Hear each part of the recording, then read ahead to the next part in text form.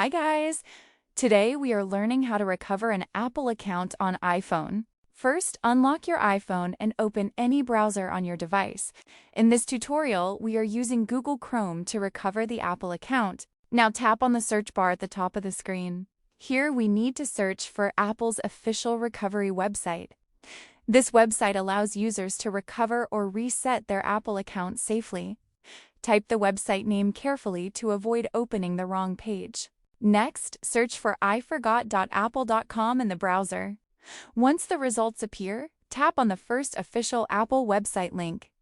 This is Apple's official recovery page for resetting account passwords. After opening it, you will see options to recover your Apple account. Here, tap on the email field and enter the email linked to your Apple account. Make sure you type the correct email address used when creating the account. After entering your email, continue to the next recovery step. Apple will then verify your account information securely. Now check your email inbox for the recovery link from Apple. Apple usually sends a password reset or verification link quickly. Open that link carefully to continue recovering your account. This step confirms that you are the real owner of the account. After opening the recovery link, enter your new password. Make sure your new password is strong and easy for you to remember.